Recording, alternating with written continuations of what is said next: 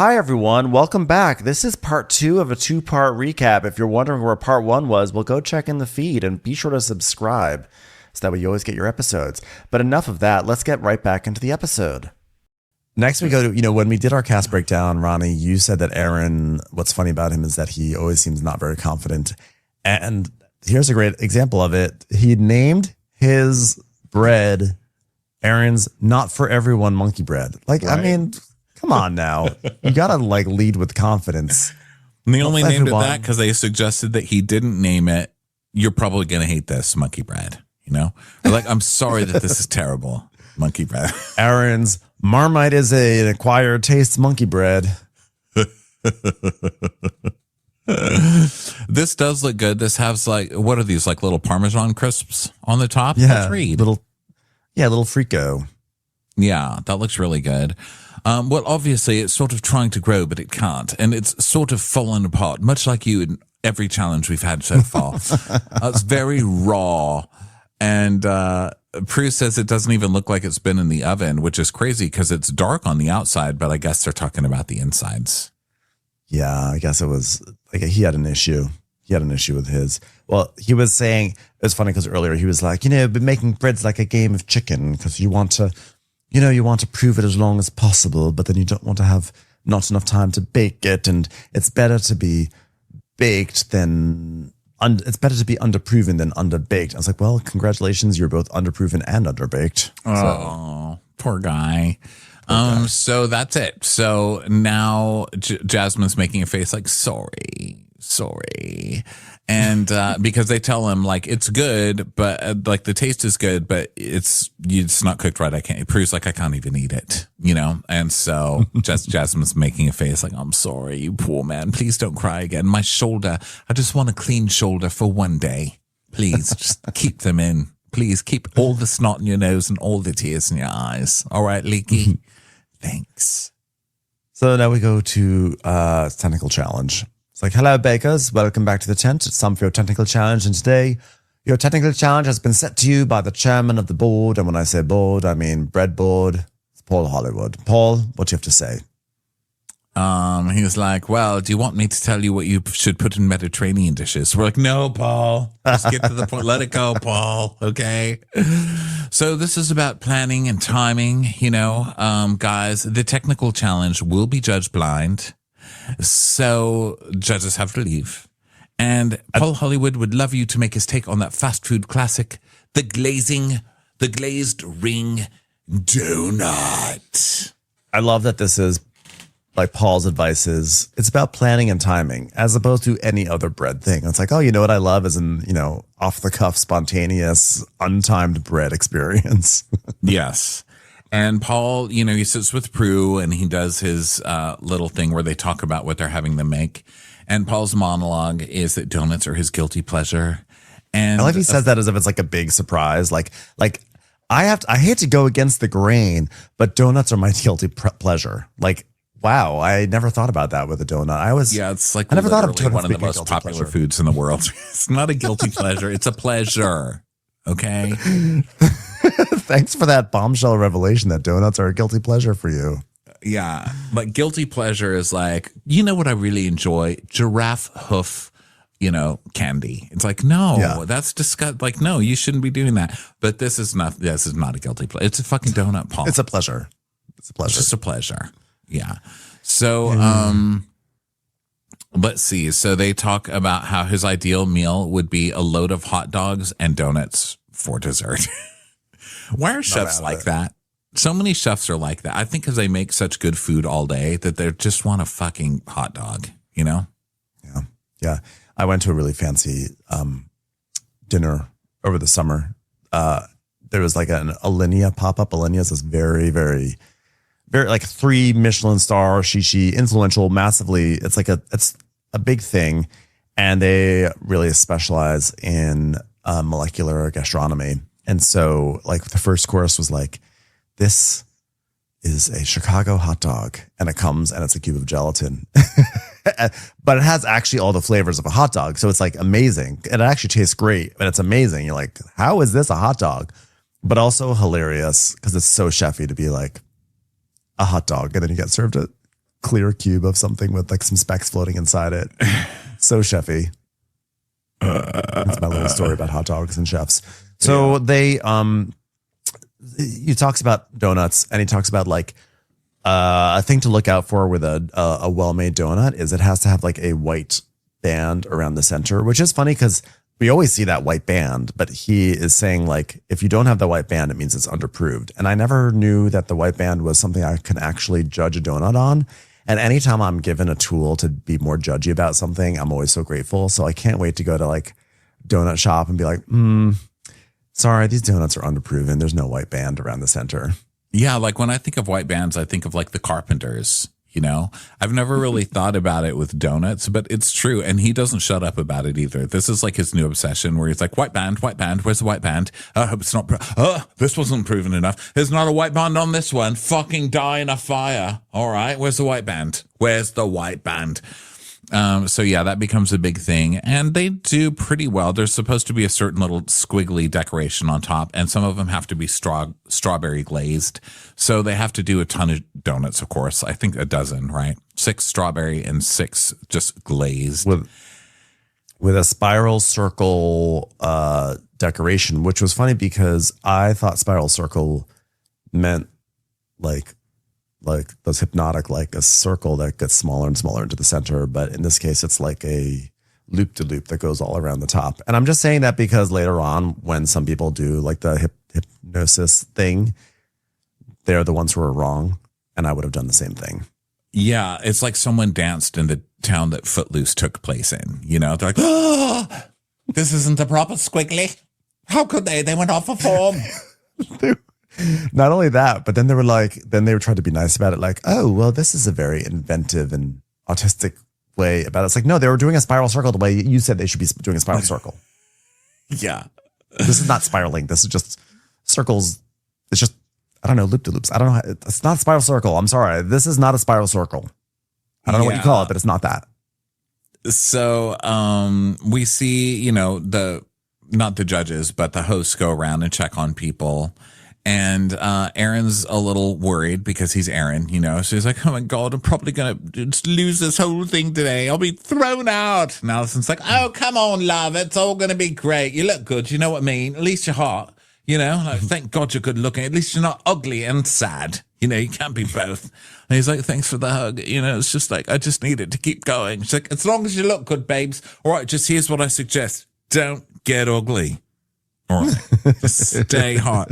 I always tell that to my nieces. Stay hot.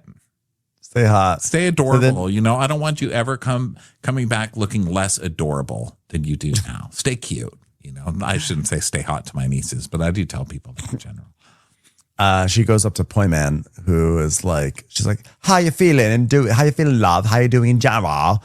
And she's like, well, I just hope I'm not at the bottom again. She's like, oh, you're right at the back, okay? You can see what everyone's doing, you know? She's like, I don't cheat.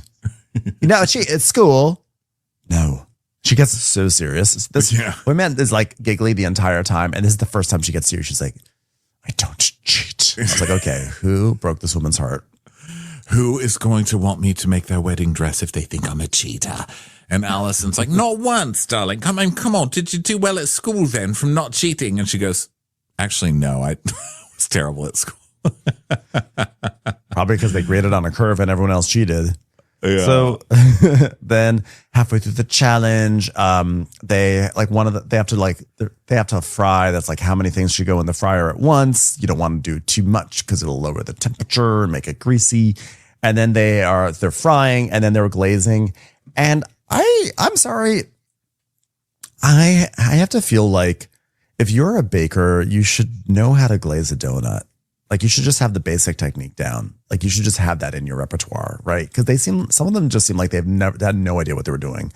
Some of them were like rolling it around in a bowl of glaze. Some were spooning it, but some of it, like there were some people who did a great job, but other people just seemed totally at a loss. And it seems like it would be crazy. Baking fucks with you because the simplest things are what mess you up every single time. It's always something simple. And glaze is just like powdered sugar and water, right? I mean, it's not like, don't you make it like kind of an icing? like a light, like a watery icing. So it seems like it would be easy, but I mess that shit up all the time whenever I have to do something like that. I always make it too thick or too thin, and that's what they do. They all make it too thick or too thin. Damn it. I feel like what I would do is I would put the donuts on a rack and pour the glaze over. I don't think I'd put it into a bowl. But then it wouldn't be even, and you can't go over it with like a stick or something. You have to like dip it into the thing, don't you, to make it kind of an even sheen? Let's see. I'm Let's asking. see what. I'm not telling you. I know. I'm judging how you would do it, even though I wouldn't know how to do it. But I'm wondering, who do we think is the authority on this? Who do we think is gonna knows exactly how? It says dip the warm donuts. Okay, this is according to like Google. Dunk the warm donuts into the glaze. Make sure to coat them fully. Let the excess glaze drip off the donut. Then put them on a wire rack. Okay, so you dip. And then you put them on the rack. Okay, well, you know what? Guess what? I don't know how to glaze a donut either. Okay, I'm sorry. Well, you do now because we learned something today, and that's how this show is. We're very educational. Yeah. So, everyone's kind of fucking up their glaze, and then now they can return to their dough. If they prove it for too long, it could develop large air bubbles and collapse when it's fried. Basically like me at the end of a Saturday night. All right. But if it's underproved, their donuts will be dense. Which is basically me on a Monday morning. All right, I'm making this too personal, right, babes? Right, back off. So now they all bring their donuts up. And I have to say, some of these donuts just look crazy. Because another issue is like, how big of a hole do they cut out in the middle? Because they do too small of a hole, it's going to fill in. But too big, it's going to look crazy. And so these people all have just the craziest looking donuts. And the glaze is out of control. There's just like thick layers of glaze. Although low key, I probably would not be mad at like a thick layer of glaze because I love that glaze so much. But these donuts look certifiably bonkers. And now it's time to prove. And everybody's like, oh shit. They're like writing down calculations. And Paul's just in the back muttering, proving's everything. White band, white band, white band, white band, white band, white band, white band, white band, white band, white band, white band. So we now go to the judging. And, Nadia's donuts look pretty good. She's got the white band and her glazing looks pretty good. Tom's, his glaze, his piping is like a little haphazard and his glaze is kind of like chunky. It looks a little like he kind of like lubed up his donuts a bit. It looks like he put some Vaseline on them. Yeah. His squiggle lines look really good though.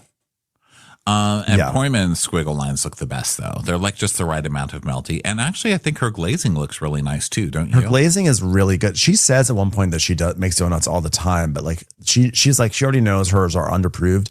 And see, me as someone who if I didn't know about the white band thing, I would see hers and be like, oh my God, these donuts look great. And I would just grab one and be so happy. And then I guess it probably would be tough. If it's underproven, it's going to be tough. It's not going to have that rise and airy.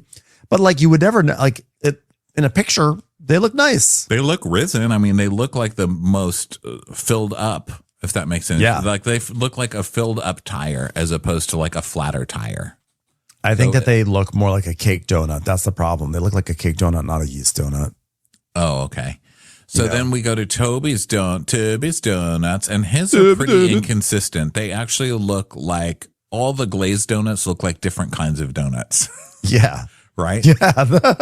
There's one that looks like it's like an apple cider donut. One looks like it's a white frosted donut. Like they're all crazy. A bagel donut. Mm-hmm. Okay, and then we see Leslie's donuts. Leslie's donuts look cray. And I love Leslie, like chocolate. These look crazy. They're dark brown, and then there's so much really thick glaze on them, and it's just kind of splooged all over it. And then her piping is too much. Well, it's just a shame, Aaron's are also a little all over the map because some of his look quite good, but then others are like not. They're just, and he does his decoration. Did he just do like little circles? He did like Olympic rings around the top of his. Yeah, he did rings. Yeah, he did rings. And then one of them is dark brown, but it's the only one, which is really weird. I don't know what's up with that one. One got stuck. Jessica's are a hot mess. I mean, like one looks like a chunky onion ring. The glaze is all over the place. Her decorations are crazy. She did like hers are just bad. Yeah, they're all different sizes. She's like, but in Uganda. You're like, okay, Jessica. This is how they love them in Uganda. It's like, okay, you've been to Uganda. Okay, we got it. So then we go to Jasmine. Jasmine's look great. I mean, they look all amazing. Exactly the same. They've all got a big fat white band. And she is the one who did the non-traditional piping. And she did just big spirals instead of squiggles, which they are, shocked by at first. Paul's like, look, someone's tried to be clever. Yeah. Look at them trying to be clever, doing spiral circles when we merely asked for spiral circles. I will not have originality in donut arts. Damn it. And Prue's like, oh, get over it. She's like, I think it looks really good. It's not quite the decoration we told you, but it's lovely. Listen, I've just loved walking around talking about everyone's hole sizes and how they've glazed their holes. I mean, to me, this has just been an ideal judging. Thank you, everybody. Thank you. I'm going to need a donut also very soon. Then we go to Ian's, and Paul's like, well, overall, these don't look too bad. I'm like, are you looking at the same donuts I'm looking at? These look bad. What? They look like they were flung at a wall. I mean, one almost looks like a shoe. You're right. I see which one you're talking about. And one looks like it's like leaning. It's like a tower that's now leaning over, which is weird. They're all different shapes. He does have the white band, which is really all Paul cares about, I think. But I think they're trying to make mullet happen. Like they really, really like this guy. Yeah. Which I like him too. I mean, he seems like a nice guy, but there's always one in competition shows that it seems like the judges are rooting for. And I think for whatever reason, it's mullet. They're like really, really, they're like, we need to make history. We need the first mullet wearer to win. We need the first short king to win British Bake Off. Yeah. Natalia, I mean, like we love it. Natalia, every time she tells a story about Ukraine, it's so heartbreaking. And I'm rooting for her, but these donuts they are crazy. These are the craziest of the bunch, I would actually say, so far. I don't remember what the rest look like, but I think just the glazed ones, the glaze is too thick, so they look like powdered donuts in a way. They're just white. Yeah. Okay, so now Paul says they're a mess, It's time for a commercial. It's time for a Crappens commercial. All right, so ranking 10th place Poyman, she lost, which sucks. Overfried, underproved. 9th is Leslie. 8, Natalia. 7, Jessica. 6, Ian. 5, Tom. 4, Toby. 3, Aaron. 2, Nadia. She got close, and I was happy for Nadia because she's had a couple of stinkers. Yeah. But the first was Jasmine, who ended up winning with her non-traditional spiral. Wow, good for her. Good for her. Different. I mean, her clever spiral. Her clever spiral. I think it helps, because they remember it. They've just looked at a bunch of misshapen, squiggly things, and they remember the spirals. You hypnotize them. Yeah, it works. Yeah, exactly. Hypnotized. So, okay, now it's time for the judges to talk about where this is all going. So I was like, well, that we have at Dread Week. Let's talk about some of the bakers. Let's look at Aaron. And Noel's like, oh, Aaron's a bit of a disaster in the SIG, didn't he? In the SIG, that's short for signature. You catch what I'm putting down? And Paul's like, yeah, but he's not so bad in the tech. But then they're like, yeah, Poyman. I mean, he's like, I just don't think that Poyman had enough salt in the signature. And what she was saying about me not having a milk loaf in my book. I mean, does she even read these things? I mean, what's the point of coming onto the show if you don't do your proper research, right? We should just get rid of her right there on the spot. And Natalia is also on the bottom because her signature was supposed to be savory, but it was sweet. But on the bright side, Ian smashed it. Mullet for the win. And Paul says, yeah, he did really well on the signature, but he was 6th in technical, so he slipped down. One person's doing extremely well, and it's Jasmine. Because she won the technical and she did well in the signature. We didn't even say who won the technical, did we? Jasmine won. Jasmine. No, you did. You did say she won. Oh, I forgot. Yeah, but her spiral, her non-traditional, clever spiral. Oh, this was the technical, right? The signature, they don't say who's the winner, right? Yeah. So now it's time for the showstopper. And they have to make, it's like the judges would like you to make a fantastic celebratory sweetbread with at least 3 tiers.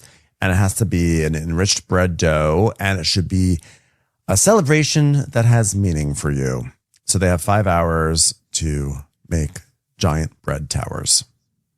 Yes. Okay. So let's see what they start doing. Okay. So Aaron is doing a celebration of life for 2 friends who passed away, which is actually really sweet, but it's also very Aaron to be like, I'm going to pick the most depressing things. But it is sweet. And they were always supportive of him getting onto Bake Off, and now he's here. And then he's doing a bunch of flowers. So why is he doing flowers? Is it like it's like renew, like grow, it's like a memorial? Yeah, it's like, you know, like when you think about someone who's passed, you like to think of like flowers and beautiful things that they're maybe sending from the other side, and you know, especially when they come attached to a stack of 4 crowns. So I think of all the money they owed me, or like, you know, whatever. Think of all the eulogies you can make about their breads. Yeah. Like, okay, so then we go to Noel says Aaron's ambitious French coron bread will be festooned with a cascade of flowers and filled with pistachio, marzipan, cherries, and apricots. Okay, Nadia is also doing a French celebration, and she's doing a wedding cake, a French wedding cake, brioche dough with raspberry creme pâtissier inside. She just loves weddings. And she's like, I've never been married, but I love weddings. Yeah. And Alison's like, you never met, what? You got a boyfriend? And she's like, yes. And not put a ring on it yet. She's like, no. Oh, what's his name? Daniel? I'm like, what are you playing at, Daniel? What are you playing at? And remember, there's no ring on it. Anyone could take her. Shit, get off the pot, Daniel. All right, we're done waiting for you over here. So then, he's like, you don't understand. She smells like garlic all the time. Okay, we're in therapy over it. If she cannot reduce her garlic consumption, I am not giving her a ring. He's like, she won't stop showing up at weddings she's not invited to. It's so embarrassing. It's just Jody from Miami. You know, as long as you speak to someone about your garlic, then I'll put a ring on it. But until then, I can't. So next up is Ian, and he's going to be pronouncing Samhain, which is the Irish precursor to Halloween. So he's doing like jack-o'-lanterns and dark colors, and they end up telling him, they're like, I mean, it's kind of like Halloween-y. That's the point. Yeah, I know. He also describes Samhain. I never heard of Samhain, and he's like, so they used to have these little turnips that they would carve terrifying faces into. And I just love that there's a holiday where you carve a scary face into a turnip. I do too. I love a good affordable holidays. I know. I know. I love that. Like, we spend so much money putting up stuff for Halloween and for Christmas and everything. It's like, just give it. I feel like the Irish have got it right. Just get a turnip, get a little knife, and you're done. Real. You're done. Okay, so he wants to make a horrifying cake and scare the judges a wee bit. And it does look crazy. It looks like a witch's, I don't know, kind of well, there's a bonfire at the top and like trees all over it and corn cobs or corn stalks or whatever and fall leaves. So let's see. It looks very magical. It's a so wonderful time of the year. He should have said, it's the most so wonderful time of the year. Come on, bro. So wonderful time. It's the most wonderful. So wonderful time of the year. Well, it's Christmas though. They'd be like, but where's the joke is that it's then? The joke, darling. The joke is that it's a Christmas song that you're using for Samhain, which is basically Halloween. I mean, what don't you understand about my creative vision here? It's like the nightmare before Christmas, but the nightmare before the night before Christmas is a religious holiday, and Halloween is satanic. But you got turnips, okay? I will not. What about like? How about like, I mean, turn up for what? How about that? I mean, why can't we? All right, I've got the entire marketing team here for Samhain, and I'm looking for good ideas, and this is the best you give me. Come on now. It's the number one turnip holiday of the year. So then we go. Person leading the marketing team for Samhain. So yeah. So we who's obsessed with Christmas. They're like, okay, for Halloween this year, why don't we put little reindeer that are bleeding? It's like, that's Christmas. That's the point. It's Christmas, but it's Halloween, you know? Have you never seen Santa Claus coming down the chimney, but he's getting burned to death by the actual fire? You know, that's what I'm talking about. Let me tell you something. When you see the Christmas decorations going up on October 15th, I don't care if it's Halloween time. Christmas has already started. All right? So get a Krampus into this cake and be done with it already. Okay, let's go over to Tom, okay? Tom is dedicating his bread to his boyfriend because his favorite time of the year is the autumn. I don't care. Don't give it to your boyfriend. People are giving it to dead people and all sorts of important things. Your boyfriend gets enough. Listen, also, like, you can do better than this. Like, he clearly has a vision that he wants to do an autumn cake. So it's like, I dedicate it to my boyfriend who loves autumn. I feel like you got, like, people doing dedications that are much more meaningful. Say, because in autumn was when we had our first date, and I'll always remember it was under the trees and leaves were changing, but not like, my boyfriend, he loves autumn. It's like, yeah, this is like a modern reality show. You're supposed to cook your trauma into the cake. I mean, and that's a lot of what's happening. And we see it on Top Chef. We see it on all of them. You know, every story has to be like, I made this pair of capri pants because I had an aunt that passed away and loved capri pants. I'm dedicating these capri pants to my aunt. You know, that's what it is. You build your trauma into it. You know, it's not like my boyfriend loves leaves. What the fuck, bro? Yeah. Also, I love when he says, he's like, yeah, so my boyfriend loves autumn. So mine is just all about that changing time of year when all the leaves fall off the tree. And Paul goes, how are you doing that in bread? Which is funny.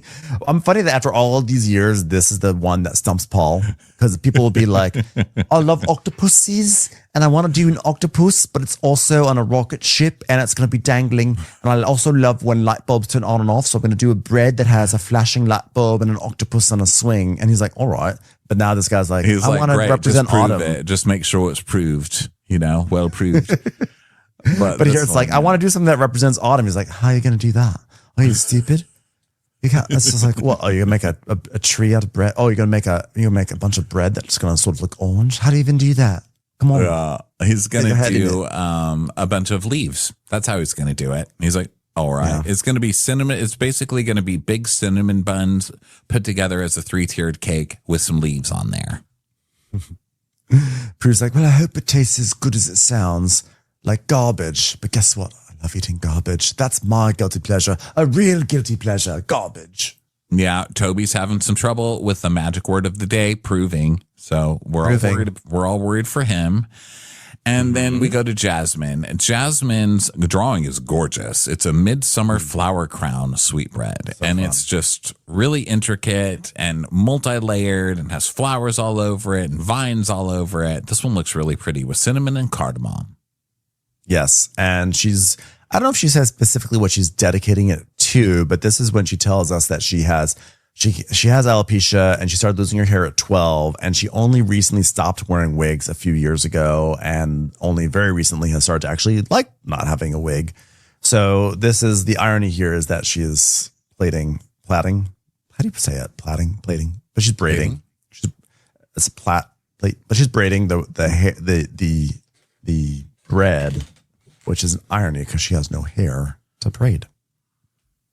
Yes. So it's braided. So, yeah. So by the way, Tom, you want to rethink your my boyfriend likes fall dedication? Because seriously, already, Tom. like, come on now. Jesus.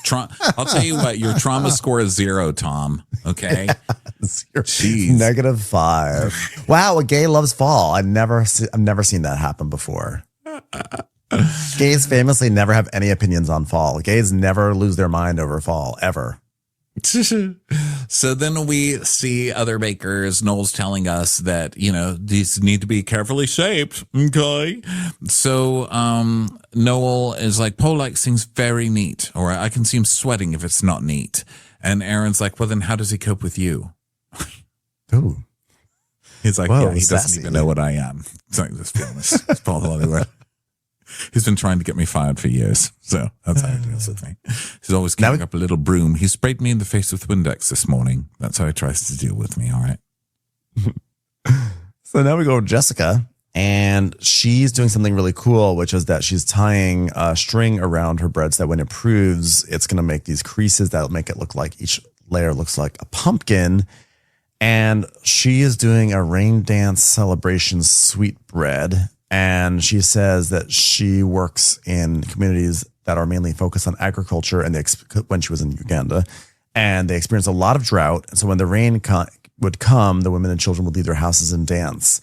And so here she has people dancing around a giant stack of pumpkins and hashtag Uganda. Basically, hashtag she's like, Uganda. yeah, she's like, I was going to do something that was really meaningful. I can remember a day.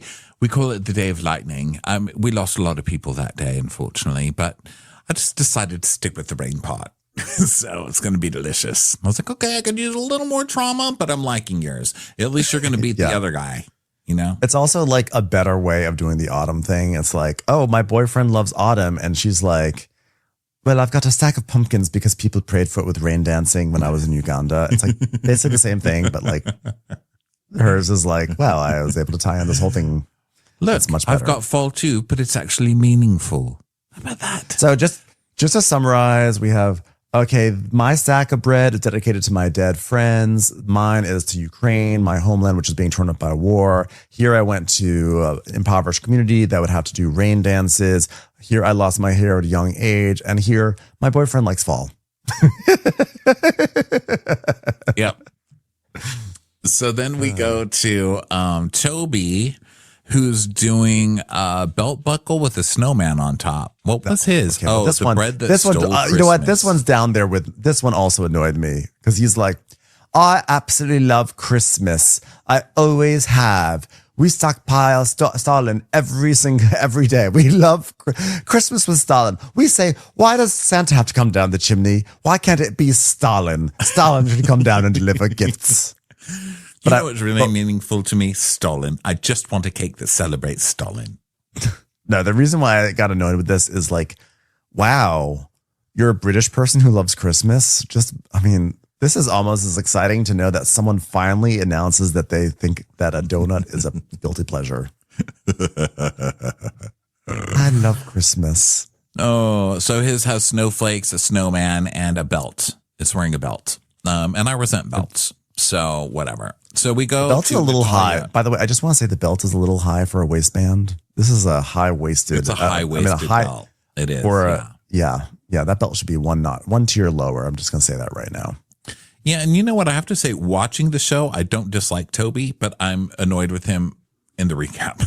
I'm finding myself getting annoyed with him as we go through the notes. But he's he's fine. It's also funny because we're ragging on Toby and Tom for coming up with like very basic dedications. But meanwhile, Nadia's was like, I love weddings.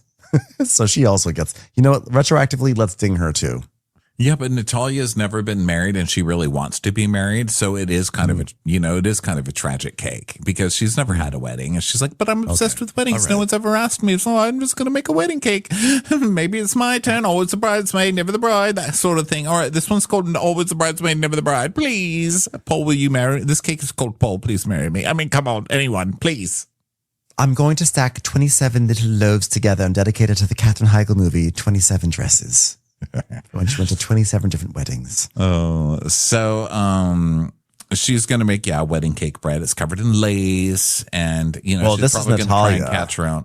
Oh, I'm sorry. Oh, I'm sorry. I was talking about Nadia. Nadia has a wedding cake, but this is actually Natalia who's doing a Ukrainian wedding cake. So it's also like got like the. Oh, sorry. No, but it's like I think we're saying the same thing regardless.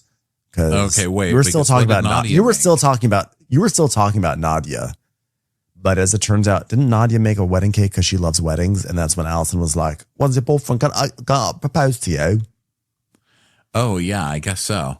Okay, so anyway, I've just fucked it up in my own head. But yeah, Natalia is the one making this lacy cake. Yeah, you're right. 3 generations, Korovai sweetbread. Natalia's traditional Korovai wedding bread will be made from enriched dough packed with butter and flavored with orange, cinnamon, and rum, all from a family recipe passed down to her from her mom. Yes. So it's like a generational Ukrainian bread, which also feels like sort of like, like makes you so sad because you're thinking of Ukraine and everything that's being destroyed over there. And then we go over to Leslie's like, I'm doing one too. You're like, what? She's like, I'm doing a Korovai bread as well. Like, why are you doing a Korovai? She's like, because I want to. I mean, she didn't say that, but it's just kind of funny. Like, Natalia's is like, mine was passed through generations. And Leslie's is like, I'm just going to make it. I'm doing it because I love hair, really, at the end of the day. Just love doing hair. So I'm just going to steal a little bit of culture for this one. You don't mind, do you? It's like, so this one looks pretty. It's got little flowers all over it as well. Lots of flowers on these these big cake things today. Leslie's hoping a Korovai sweetbread enriched with rum-soaked raisins, blood oranges, and cinnamon will hold its own. So she's doing it for her granddaughter. She's like, I'm going to make a cake for my granddaughter. Soak it in rum. Start her early. Her first birthday, we had a daisy theme, and we all got shit-faced on rum. So there we go. So now we go to Poyman, and Poyman is also using a lot of flowers. And Poyman bought her house, and there's a rose tree outside her house. And Allison goes, stunning story. Like your first house that you could buy for yourself. That is a beautiful story. She goes, yeah, I cut the rose bush down. Hated it. But I'm going to make it into a cake anyway. Yeah, she's like, yeah, I hate that. She's like, but she's like, yeah, roses are not good for your love life. She's, but well, why don't you just put it around back? Put the rose bush back around back. Feng shui doesn't work if you put it in the back. We all know there's a non-feng shui zone in the back of the house. Okay, so when things don't work out inside the house, you put it in the back. It's like the leftover. It's like the spillover. By the way, Nadia, you don't have a rose bush in your front yard, do you, darling? All right, I'll be holding you back a bit. So then Poyman's like, well, then my boyfriend at the time bought me a rose plant, and planted it at the back garden, and now we got married. So I think it's broken. So what? So what are you going on about the feng shui then? So it worked out then? Why are you getting so mad at roses then? Don't understand this. She ridded herself of roses and then found love and brought roses back. That's so sweet. So this is a cocktail wedding sweetbread. A lot of wedding stuff today. Yeah. Shredded coconut, glazed cherries. Looks nice. Looks kind of plain compared to all the other ones. It's like a cake with roses. And Paul wants to know her method of rose making, and she uses a circle cutter. And he's like, you do? So you line them all up and then roll it? She's like, yes. And he's like, impressive. But he says it in that way like, you're out of here. You're out of here. You're not proving enough. Disgusting. So now they're all just cooking and things are just happening. Tom has made these little turd-shaped things, and Allison's like, that's the most disgusting thing I've ever seen. You're really making turds. You're going to serve them turds. He's like, no, it's going to be a log. He's like, oh no, it's disgusting. It smells nice though. Actually, it smells quite lovely. They do look like little poops for a stupid non-story tree thing. So everybody bakes, get their, do all the getting the stuff out of the oven. Let's serve it to the judges, people. Let's serve it. Okay. So here is my issue. I'm sort of done with Paul when it comes time to when they bring up the showstopper. Why does he always lean on that table like he's about to go do a 50-yard sprint? He always like eats it and then he just like hunches over and he braces himself on the table like he's about to take off from the starting blocks. I'm like, can you like why do you do this to yourself and to the table every single time? You're gonna knock that table over one day. I'm a leaner, so I stand for. I mean, it's so hard. Some of us just have a hard time just being alive. Okay, Sondheim. Just standing up is fucking hard. I'm sorry. I will lean on anything, anywhere. I'm a leaner, and that's it. Okay, and also I'm a cleaner because I have time to lean. So that's how it works. Okay, so let's start off with Jasmine's Midsummer Flower Crown. This turned out to be very gorgeous. Look at that. Gorgeous. Look at that shine. Look at that color, the amber hues, the dark. I just want to stick my mouth on that thing. The braiding is perfect. She put these flower tendril things through the braids. I mean, it just looks great. Cardamom, cinnamon. It's great. It looks wonderful. Toby, You know, it's like Toby's thing here. He makes it's kind of funny because he put like a little snowman on top of his strange sort of like sandworm-esque stack of bread. But it's funny because the bread itself looks like a snowman, and then he put a snowman on top of the snowman. This is not a triumph for me. I mean, if I had made it, it would look great because I'm like not a bread baker. I'd be like, look at what I made. You guys will be like, whoa. But if you're like on this show, this is like a little silly looking. Yeah, it's silly. It's not terrible. The snowman's ridiculous. It's leaning. Yeah, it's giving more Pilgrim than it is. I feel like I'm just hating on Toby for no reason. But like this braiding around it, isn't that just fondant that he just like made really thick ropes of fondant and tied it? Is that what he did? Like braided it off? Where's the hammer and the sickle? I mean, this is supposed to be a Stalin cake. Come on now. Let's do some onion domes. Come on. But I do think that by having that buckle so high, it reads more like Pilgrim than it does Santa. Like, it should have been lower. And honestly, get rid of that green braid or put the green braid down with the red braid. Put the buckle one tier lower, and that's if you want to put on another ring, make that like Santa's beard or something like that. Yeah, I agree with you. Or like some sort of like Christmas crown. It's not like why not a Christmas crown? Oh yeah, that's a cute idea. It's not like a huge fail or anything, but it's not great. This one gets no respect. Tom's boring story cake, I think, is getting dissed because his story is so lame. But I actually kind of like his. I think it's really pretty. Delicious. Yeah, I mean, it's like big cinnamon rolls all put together and glazed, and the leaves look nice, and the tree looks really good. It ended up not looking like poo-poo. So I think it looks nice. It looks delicious. I mean, you can he's got great color on those cinnamon rolls. Like you can tell it's got like a nice crackle to it. They think it looks stunning. It's orange, cinnamon, and pecan. Like I'm sure it looks, they love it. They love the way it tastes. It's gorgeous. It's gorgeous. But just, you know what? The lack of soul behind it really bothers me, you know? Yeah. Well, I get it. But, I don't mind the lack of soul all the time. At the end of the day, I really don't like all the traumas associated with every little thing. I do kind of respect when people, can just make something just because it's good. It's like on Top Chef when they got mad at that guy, the Italian guy, for not being like meaningful enough. And he's like, I just want to make good food.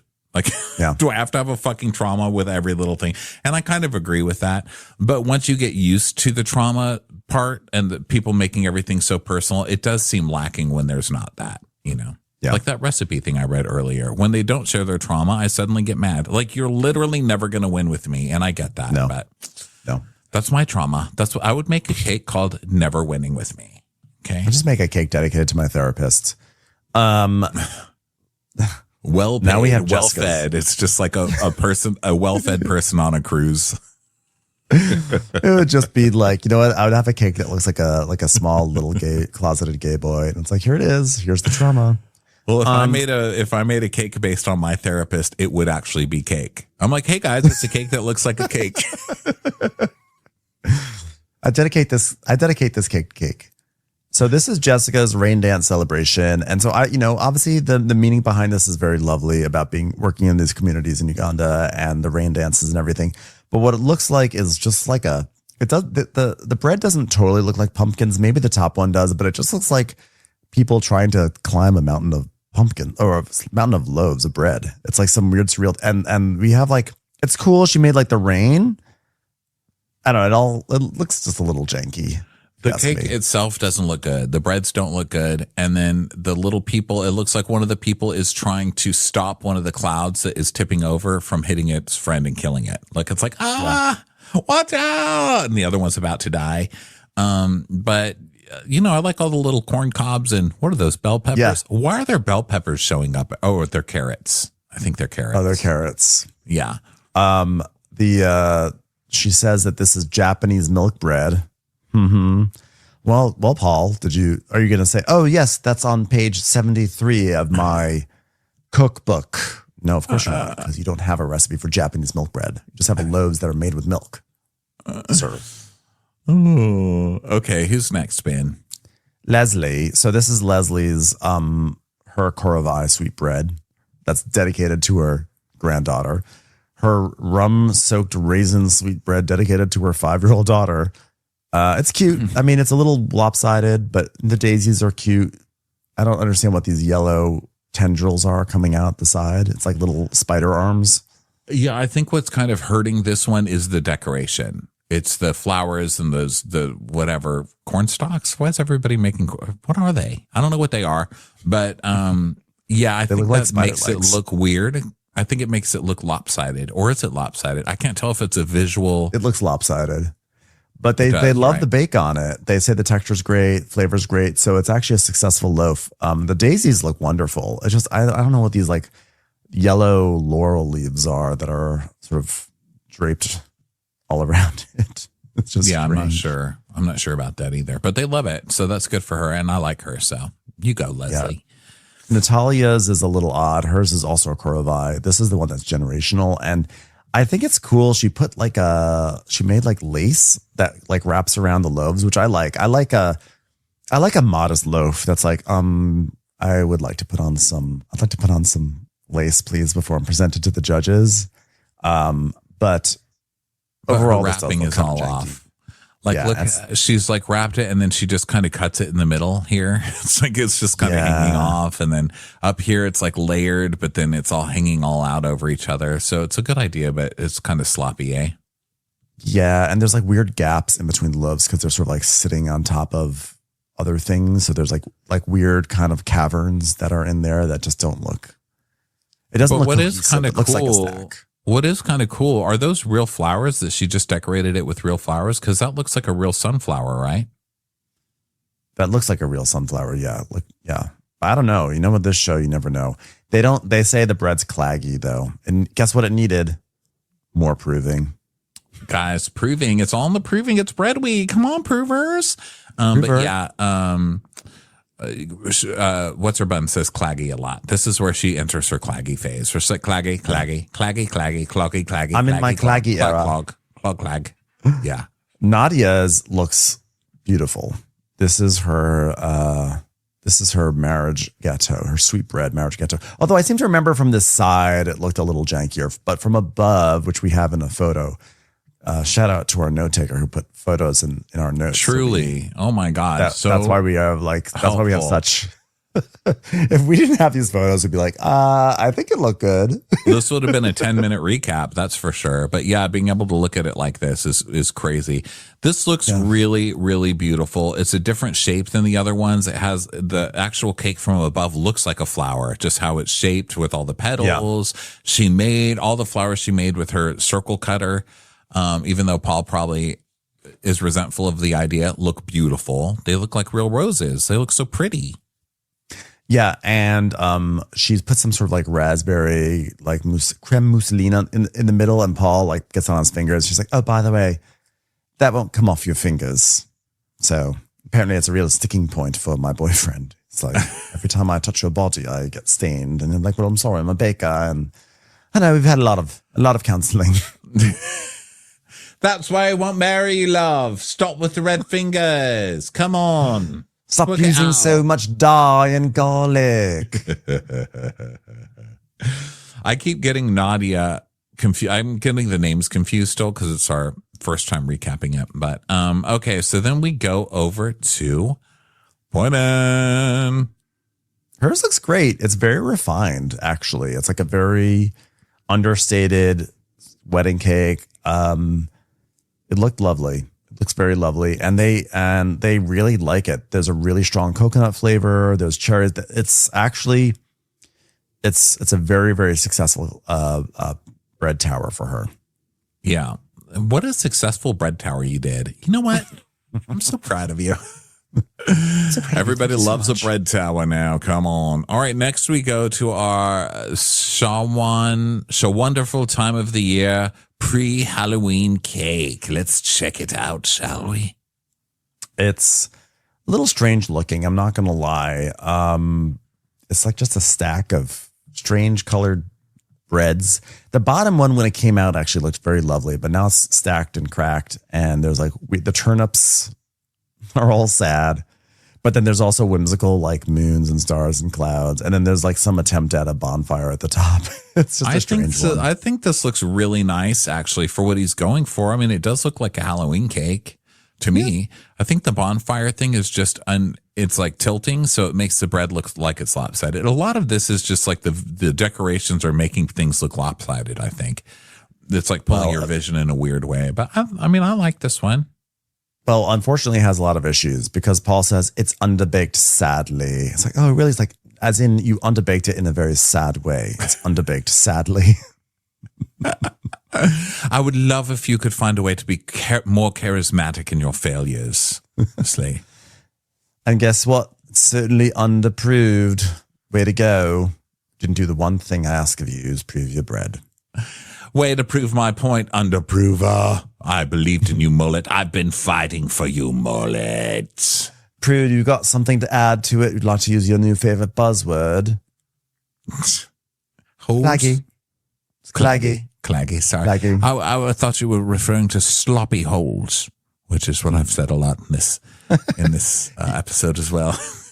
There was talk in the donut part where someone was saying, I think it was Aaron who's coming up now, about like he's like, I don't have preference about hole size. Like, okay. That's what they all say. Okay, so here we go to Aaron's Flowers in Paradise sweetbread. This one we don't even really see very well. It's just covered in flowers. It's like the whole thing is flowers. Gorgeous. This one, to me, I was like, this one should have been 1-star baker. It was absolutely beautiful. It also had a really like heartfelt message behind it, a story behind it. They seemed to really love the way it tasted. This was it was wonderful. It was really so nice. And, Paul and Prue said it was like, Paul was like, what a great tribute. Well done. And by the way, thanks for proving it. So Mullet, did you hear me say that in the background? No, in the back. Did you hear me say proving? That's what you're supposed to be doing. Stupid. Mullet failure. Okay, so here's my question about this. Again, are these real flowers? Because these I don't think are real. I don't think these are real. Well, but look, let me show you another angle of this picture because it's like crazy. Hold on. Close window. No, those are not real. Look at this. It's poppy seeds. They put poppy seeds in the center. No, those are not real. I'm telling you this right now. But some of them, look, let me show you. I think some of them are like some of them are candy, or like the ones up here are icing, but these ones are not icing. Look how they're all floppy. These roses and things. I think these are real plastic flowers. You know what I mean? Mm-mm. I think you've been non-edible. Fooled. Really? I think you've been fooled. I think you've been fooled by big flower, the big flower industry. Well, it's rough to fool me, pull one over on me, but they've done it. Okay, so they all think it's astonishing, and so he's gonna cry. But this time it's like a good one. It's a good cry. It's an earned cry. Yeah, it's an earned cry. Yeah. So people hug him and stuff because it's that show. He's not told to shut up and cry outside like Nina would probably tell him on Project Runway. And I love when people cry on Project Runway. Nina just squints her eyes and nods like, okay. Can I go on a cigarette break for this part? Project Runway, which is still abysmal this season, I'd like to add. Yeah, you turned me off of that. I didn't even watch it. Yeah, but I've seen a lot of the clothes online that they're posting. People posting the Reddit thread about it, and I'm like, oh, not. Yeah, they great. did it. Yeah. They've improved a little bit in terms of like the clothing they've made, but like the reality showness of it all is just so contrived now, and they get into these stupid fights and they make them like go after each other in a way that's just so not the spirit of the show. Like I'm like embarrassed for the producers who have ruined Project Runway, but of course I'm still watching it. Anyway, now they're judging, and the question is, did Poi Man do enough to save herself? Because she's sort of the comeback kid, and she did a really good showstopper, but she really flopped hardcore in the first two challenges. So now it's time. She's out. They get rid of her. She's out. They get rid of her. Who's the star baker? Is it? Oh, it's Jasmine. Yeah, Jasmine killed it this week. So Jasmine star baker. Poi Man is done, and Mullet lives to see another week. Yeah, Mullet lives to mullet on. So God bless his heart. So that's it for the Great British Baking Show. Nice 2-hour recap there for you. Practically 3 hours because we did the cast preview right before this and turned into a bonus episode. Yeah. We were like, we love British Bake Off. That'll be a great easy day for us. It's like 10 hours Yeah. later. But it was easy as far as talking about it. It was super fun to talk about with you. Let us know in the comments what you guys want us to taste test next time. Yeah, Why don't we're you? having fun. We want to just sample different things and just watch TV and talk about it. Thanks Yeah, to a little everyone for sampler being platter. here. Yeah, sample platter. Thanks everyone for being here, and we will catch you on the next episode. Bye. Bye. Watch What Crappens would like to thank its premium sponsors. Ain't no thing like Allison King. It's always a party on Allison Block. Our way is the Amber way. It's the Foster and the Furious. It's Amanda Foster. It's always automatic with Ashley Auto. Put your hands together for Carly Clapp. Get on the right foot with Chrissy Offit. She's not just a Sheila, she's a Daniela. Etchels. We never miss our call. It's Diane Call. Aaron McNicholas. She don't miss no trickolas. Hava Nagila Weber. You'll never hide from Heidi Eleanor Jones. I go, you go, we all go for Hugo. Jamie. She has no last namey. She's our kind of mess. It's Jennifer Messer. Sipped some scotch with Jessica Trotch. She's our favorite streamer, Caroline Peacock. Kristen the Piston Anderson. Get a bee in your bonnet with Lacey B. K Sarah, whatever will be, will Lauren Silsby. She gets an A from us. It's Lindsay D. Let's give a kisserino to Lisa Lino. Fresh as a daisy, it's Maisie McHenry. We love her on the rocks. It's Melissa Cox. Megan Berg. You can't have a burger without the Berg. This is Livin' with Michelle Vivian. I love ya, Olivia Williamson. Tastier than Flanderson, it's Rachel Manderson. She sure is swell. It's Raquel. Yes, we canna, it's Savannah. Cast a spell with Shannon Spellman. Let's share with Sharon Eldridge. Darn Skippy, it's Tippy. And our super premium sponsors. She's VVIP, it's Amanda V. Can't lose when you're with Amy Baldwin. Somebody get us 10 cc's of Betsy MD. We're taking the gold with Brenda Silva. Let's get real with Caitlin O'Neill. Put us on a stretcher, it's Charlotte Fletcher. Don't get salty with Christine Pepper. Can't have a meal without the Emily Sides. Who, what, why, where, and Gwen Pentland. Let's go into the woods with Guy Tubbs. It's our queen, it's Queen Laifah. Nobody holds a candle to Jamie Kendall. Hail the Cork Master, the Master of the Cork, Jennifer Corcoran. We got our wish, it's Jen Plish. She's not harsh, she's Jill Hirsch. My favorite Murdo, Karen McMurdo. We love him madly, it's Kyle Pod Shadley. In the study with a candlestick, it's Leslie Peacock. Gee, it's Lisa H. We're ride or die for Lisa Ryder Barron. She's a whiz, it's Liz Sarthy. Always killing it, it's Lola Alkalani. The incredible edible Matthews sisters. She eases our woes, it's Melissa St. Rose. There's a chance of meatballs, it's Rebecca Cloud. Neat, it's Ronit Feldman. Maximum love for Sandy Maximoska. She's the queen bee, it's Sarah Lemke. We cannot tell a lie, it's Sarah Tellefson. Shannon, out of a cannon, Anthony. Please don't stop, it's Soli and Pop. Let's take off with Tamla Plain. She ain't no shrinking Violet Kuchar. We love you guys.